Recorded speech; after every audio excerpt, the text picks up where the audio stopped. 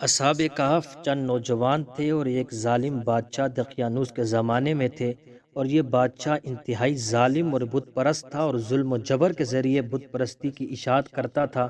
اور یہ نوجوان دین حق پر کاربند تھے اور توحید پرست تھے، اور ان نوجوانوں کا تعلق امیر گھرانے اور عمائدین سلطنت سے تھا۔ اللہ رب العزت نے انہیں ایمان کی دولت سے مالا مال کیا ہوا تھا۔ ان نوجوانوں کو جب بادشاہ کے دربار میں حاضر کیا گیا تو ان نوجوانوں نے بغیر کسی ڈر کے اپنے ایمان کا مکمل اظہار کیا اور اعلان کر دیا، اور اپنی ایمانی جرأت سے لوگوں کو حیران کر دیا۔ ارشاد ربانی ہے، ہم نے ان کے دل اس وقت مضبوط کر دیے جب وہ دربار میں بادشاہ کے روبرو جواب دہی یا دعوت دین دینے کے لیے کھڑے ہوئے تھے تو انہوں نے اپنے پروردگار سے یوں دعا مانگی: اے ہمارے پروردگار، تو ہی زمین و آسمان کا پروردگار ہے، ہم تجھ کو چھوڑ کر کسی کی بندگی نہیں کریں گے۔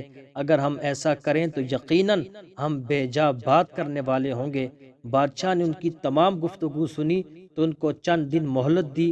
اس کی وجہ یہ تھی کہ یہ نوجوان کوئی عام لوگ نہیں تھے، بلکہ یہ عمائدین سلطنت کے چشم و چراغ تھے۔ ان نوجوانوں نے اس موقع کو غنیمت جانتے ہوئے غار میں روپوش ہو گئے۔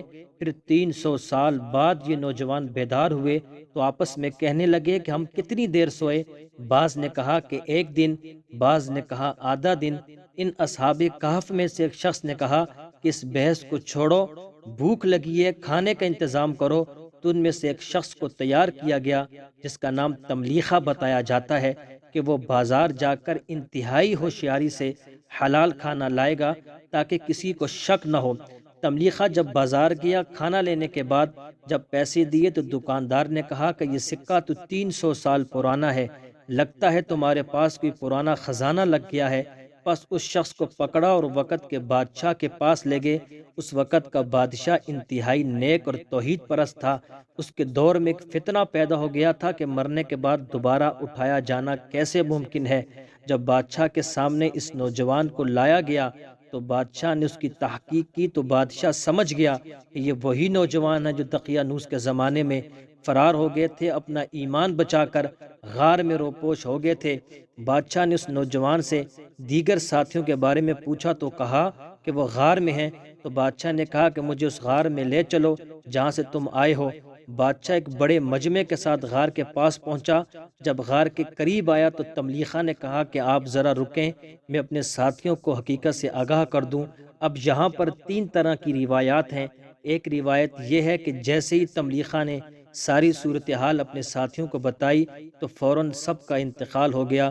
دوسری روایت یہ ہے کہ اصحاب کہف نے بادشاہ سے ملاقات کی اور واپس غار میں چلے گئے۔ تیسری روایت یہ ہے کہ ملاقات کے بعد اصحاب کہف نے بادشاہ اور اہل شہر سے اجازت مانگی اور غار کے اندر چلے گئے۔ اسی وقت ان کی وفات ہوگی۔ جب یہ تمام ماجرا اہل شہر نے دیکھا اور اس قدرت کا مشاہدہ کیا، اپنی آنکھوں سے دیکھا اور مان گئے کہ جو ذات 300 سال تک اصحاب کہف کو بغیر کھلائے اور پلائے زندہ رکھ سکتی ہے، وہی ذات انسانوں کو مرنے کے بعد دوبارہ زندہ کرنے پر بھی قادر ہے۔